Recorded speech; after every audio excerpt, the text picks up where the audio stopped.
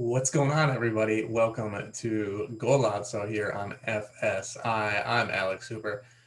Crush that subscribe button, that like button for more content from FSI.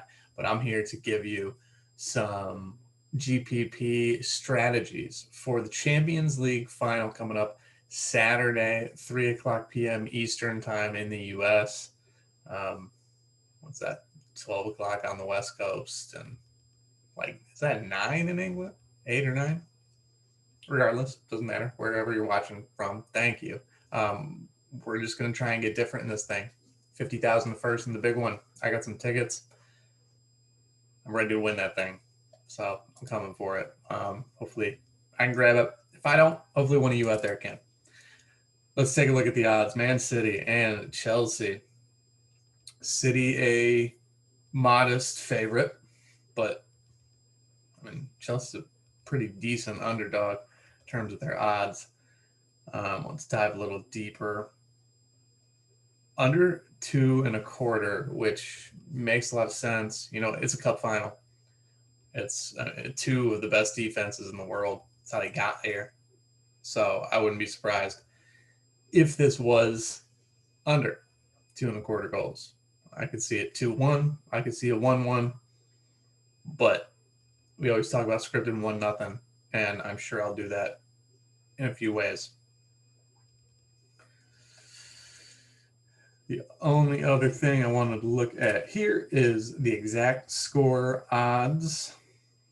Here are your anytime goal scorers, at least from City. Jesus leading the line. De Bruyne and Mahrez not far behind. Then a big gap between them and Sterling. Then Gundogan, Foden way down there. Then Torres. And then you start to get into the deeper ones. And then Giroud would slot in. Not Giroud, sorry. Werner would slot in ahead of Gundogan, behind Jesus, De Bruyne, Mahrez, and Sterling. And then you get a big fall down to Giroud, who may not even start. And then you get Pulisic, Ziyech, and Mount. We don't need first goal scorer. Oh, yeah, there's a lot more to bet on. All right, here's the correct score. 1-1 City Chelsea. 1-0 actually is favored, just slightly over 1-1 going into penalty kicks. So 1-0 City, 2-0 City, and then 2-1 actually a little more distant than I thought. Pinnacle doesn't seem to love Chelsea to score here, even though, you know, their team over-under. Did I miss it? Regardless, their team over-under wasn't huge. So, yeah, I don't love them. And I get it. Again, City, one of the best defenses in the world. Let's look at some projected lineups here. I mean, obviously, you're going to get a full squad from each side. Last I saw, Mendy was, oh, yeah, he's a doubt. Conte, a doubt, but they're both in the projected starting lineup. I mean, I wouldn't want to start Kepa in the Champions League final. Definitely build your lineups. If you're adamant about playing the Chelsea keeper, play Mendy and then go down to Kepa, which, Lordy, good luck. We got Reece James at right center back in this projected lineup with Cesar Azpilicueta out right. James moved into the midfield a little bit. I wouldn't be surprised to see that happen here if it called for it. If he wasn't at right center back, right wing back, and Azpilicueta drops back. Pulisic up front with Mount and Werner. Pretty standard fare there. On the other side, Kevin De Bruyne false 9, as City's best lineup has been. Mahrez and Foden on the flanks. Rodri dropping back a bit. Zinchenko at left back over Cancelo right now is kind of the consensus, as Cancelo's kind of been off the mark in the last couple of weeks. But same two here, Walker on the right. That's all standard. So before we get into it, let's look at some of the last few matches between City and Chelsea. This one was a weird one. Starting with the, it was not 4-4-2, but more a 5-1-2-2 for City against Chelsea. I don't want to read too much into this one. City had already won the title. It was done and dusted. Where is, sorry, you're going to have to bear with me here. I'm trying to find, there's a way to look at where the run of play went, and I don't know how to do it on the desktop app. So I guess we don't really have to. All right, we'll forego that. So not much to read into here. Weird lineup on this end. Although this could be semi-close to what you get, but I just don't think you get Ziyech and Alonso. They're only playing for rest reasons as well. Chelsea beat City 1-0 in the FA Cup. Same sort of thing with Ziyech in, but you got Torres, so a little bit of rest here. Mendy, Cancelo. Again, a little bit of rotation, not a ton to read into here. Look at some quick. Rodri, Thiago Silva, the best two players in that one.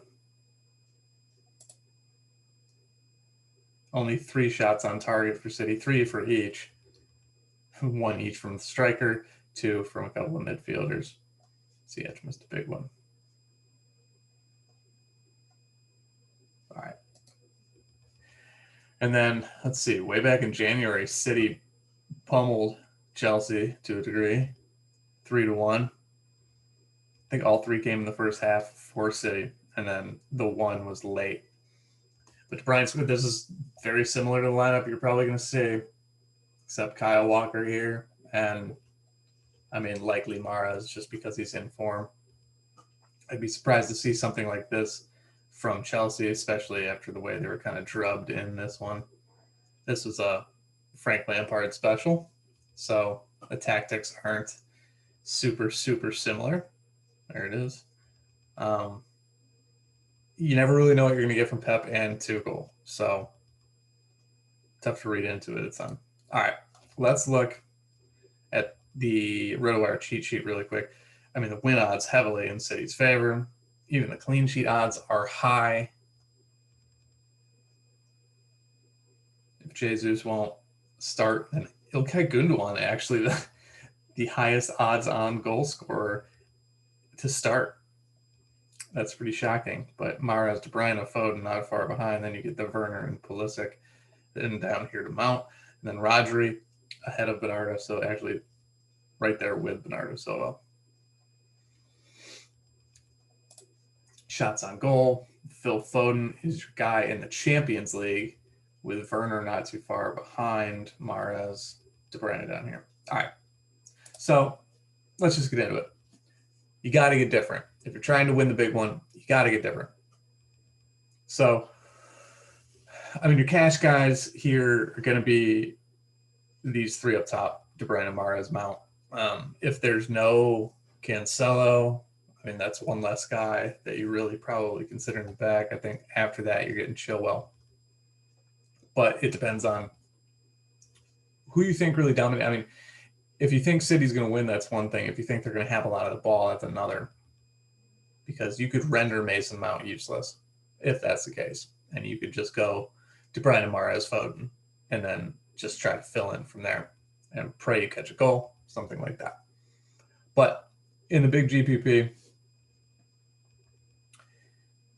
you're going to want to script it. You're going to want to come up with what you think is going to happen. We saw 1-0 City was the heavy favorite for the final score. If you think that is the case, then go for it. But you're going to have to, again, you're going to have to get different. De Bruyne, Mount, Mahrez, Chilwell probably will all be high owned. Foden will be high owned as well.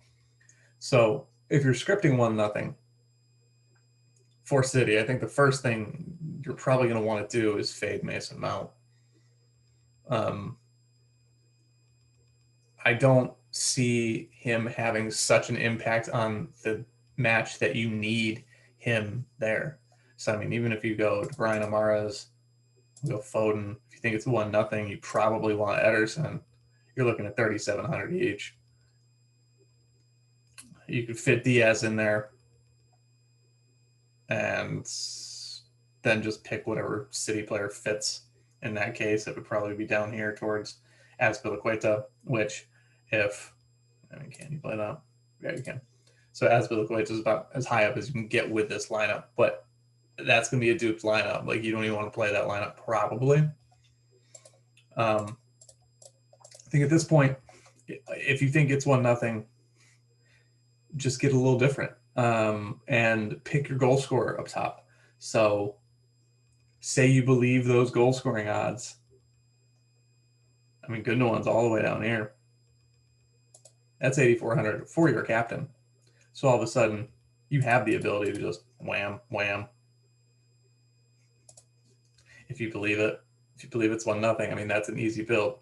But again, probably going to be duped. A lot of people script 1-0. So basically, it's just about how you're going to script what you think will happen and how you think these teams can win without De Bruyne or Mount. I mean, I've said it before, the number one way to get different is to, maybe not the number one way, but a big way to get different is to script for the underdog. I mean, Chelsea could come in and win this 1-0 on some sort of fluke early in the first half, or maybe it's 0-0 going in late. That's probably their route to victory a little more. They score late, and perhaps the goal scorer is not even a starter. And I'm not saying to play someone who doesn't start, but you could think about that pretty closely. I mean, you could just go bang, bang. You got your set takers. Boom. Maybe this thing goes into penalties 0-0, and all of a sudden you get some win bonuses here. You got the 2 floor guys, and then you fill in from there. That's one way to approach it. If you think Chelsea wins and you think maybe Werner scores, sure. Now all of a sudden you could plug these 2 in. But again, like this sort of lineup could be an easy 1-2-3 for a lot of people. So if you think Chelsea wins, but it's not 1-0, you're going to need a goal scorer from City. Can you do that without Kevin De Bruyne? Can you find a way that they win, or can you find a way that they score and De Bruyne isn't involved? So maybe like a Foden and a Gundogan, or maybe a Mahrez and a Gundogan. All of a sudden here, you're looking at a pretty solid 1-1 with, I mean, Mount is going to be less owned than De Bruyne, so you're getting a little different here. And actually what I would do in this situation, if I think this is what's going on and there are some other people on the table, you can, if you decide that Gundogan is the goal scorer here, not the assister, then maybe you just want to captain him because that opens up a little more salary for you. If you're scripting for something that's not 1-0, I would recommend that you captain the cheaper goal scorer, but you don't necessarily have to do that. If you think this is Mahrez, then he's got the better floor, and you would probably want the extra exposure of his floor kind of up top there. But you've got to think about how to get different. I've said it 4,000 times already in this one. You just got to think about lineups that people aren't going to have, or maybe you just go for something that's simple and is chopped a bunch of ways. If you're okay with that, that's fine, but you're losing a lot of relative value by chopping first place. Like at first place, you could go down from 50,000 if you solo it just by getting different a tiny little bit. You could drop down to a couple thousand, which to many of you probably is fine. And I mean, I would take it at the end of the day, but you could see a lineup chopped so many ways that you're getting like 3,000, and all of a sudden you're not feeling too great about it. So find a way to fade De Bruyne, find a way to fade Mount, and still get everything that you need. You don't have to do that. Not captaining one of them is probably an easier way to do that. There's always the onslaught build. start it like this. Probably Ederson in that one. That's another fun way to go. Stuff like that, but you're scripting. In that case, in the case of the Onslaught build, Mendy makes enough stops to warrant captaining him. He also opens up enough salary to get De Bruyne, Mahrez, Foden, Ederson, and someone else pretty decent. And in that case, the three up top are just taking shots. And even though you don't get the clean sheet at the top, you get it from Ederson. And all of a sudden you're rolling. Maybe you switch Ederson and Mendy. I think one way to get super different in this one is to roll with both goalkeepers, to be honest with you. I don't think a lot of people are going to have it because there's so many big names. I mean, you look at the names up top here. Those are guys that are going to be owned, guys that people want in their lineups. They're just two big teams with a lot of big names. So you can go all over the place. You can just go straight goal scorers. Again, I'm going to go down to Gundogan, the captain, and because he's so cheap, just to kind of illustrate. But Foden, Werner, I mean, that's kind of who's up top. You can fade both those guys if you really want. I'm not saying it's a great idea, but script 1-0, goal scorer, floor guys, keeper who you think's going to win, and then run that lineup back without the keeper. And then the other thing to consider is think about who you're going to fade. It's hard to see a lone winner in this one that has De Bruyne and Mount in the same lineup. It's really hard to see. It's very possible, but it's hard to see without it being duped. And you have to think about that. You don't want to be duped. Never get duped. So I can see lineups without Mount working a lot more easily than lineups without De Bruyne. Kevin De Bruyne is, for my money, I'll just stay out of the controversy and just say a top 5 player in the world. I think he's probably higher than that personally, but at least a top 5 player in the world. And he's going to be involved. They need him involved. He's been involved all season. He's the catalyst, but everyone knows that. And if you want to change things up, get away from him. City could dominate this match and make it so at that salary, if De Bruyne doesn't score, you don't need him. So those are my tips. It's a showdown, so there's not a ton to get into, especially without giving away full lineups, and that's hard to avoid as well. So if you have any questions, leave them in the comments below. Follow me on Twitter @LexHooper. Send me some questions over there. We'll answer and we'll talk shop, and we'll see how it goes. But good luck on Saturday rather. It's Friday now. Good luck on Saturday, and hopefully one of us take down this 50,000. And then we'll see you for the Euros coming up semi soon. We'll talk to you then.